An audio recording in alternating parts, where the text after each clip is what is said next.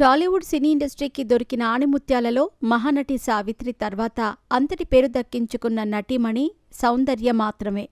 కట్టు బొట్టుతో సాంప్రదాయంగా కనిపిస్తూనే అభిమానుల ఆరాధ్య దేవతగా పేరు సొంతం చేసుకుంది.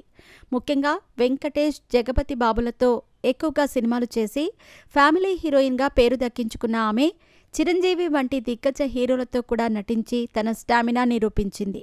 అంతేకాదు, స్టార్ హీరోయిన్గా కొనసాగుతున్న సమయంలోనే బాబు మోహన్ వంటి కమేడియన్లతో కూడా ఆడి పాడింది.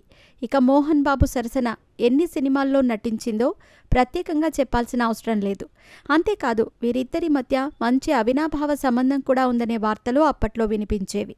ఇకపోతే సినీ ఇండస్ట్రీలో ఎంతో పేరు దక్కించుకున్న ఈమె కెరియర్ పీక్స్లో ఉండగానే రాజకీయాల్లోకి అడుగుపెట్టిన సౌందర్య ఎన్నికల సందర్భంగా బీజేపీ పార్టీకి మద్దతు పలుకుతూ ఆంధ్రప్రదేశ్లో ప్రసంగించడానికి బెంగళూరు నుంచి బయలుదేరిన సమయంలో అనుకోకుండా హెలికాప్టర్ బ్లాస్ట్ అయ్యింది. 2004 ఏప్రిల్ 17వ తేదీన జరిగిన ఈ ప్రమాదంలో సౌందర్య మరణించిన విషయం తెలిసిందే. ఈమె మరణం సినీ ఇండస్ట్రీని ఒక్కసారిగా కుదిపేసింది. ఇప్పటికీ సౌందర్య లేని లోటును ఎవరూ తీర్చలేకపోతున్నారు.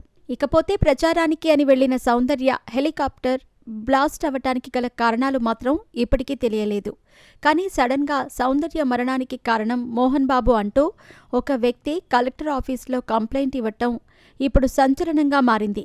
సౌందర్య మరణించిన దాదాపు 21 సంవత్సరాల తర్వాత అతడు సౌందర్య మరణంపై పలు కామెంట్లు చేయటంతో అందరూ ఆశ్చర్యం వ్యక్తం చేస్తున్నారు. ఖమ్మం జిల్లా ఖమ్మం రూరల్ మండలం సత్యనారాయణపురం గ్రామానికి చెందిన ఏదురు గట్ల చిట్టిబాబు సినీ నటి సౌందర్యను హత్య చేయించింది మంచు మోహన్ బాబు అంటూ ఖమ్మం రూరల్ ఏసీపీకి ఫిర్యాదు చేశారు. ఆ ఫిర్యాదులో మంచు మోహన్ బాబు వల్ల తనకు ప్రాణహాని ఉందని, తనకు రక్షణ కల్పించాలని తెలిపారు.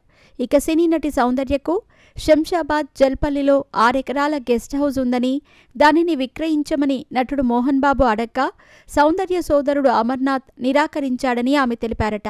దీనిపై కక్ష పెంచుకున్న మోహన్ బాబు బెంగళూరు నుంచి తెలంగాణ పార్టీ ప్రచారానికి వస్తున్న వారిని సాక్ష్యాలు లేకుండా హెలికాప్టర్ ప్రమాదంలో హత్య చేయించాడని, ఆ తర్వాత జల్పల్లిలో ఉన్న 6 ఎకరాల గెస్ట్ హౌస్ని అక్రమంగా అనుభవిస్తున్నాడని తెలిపారు.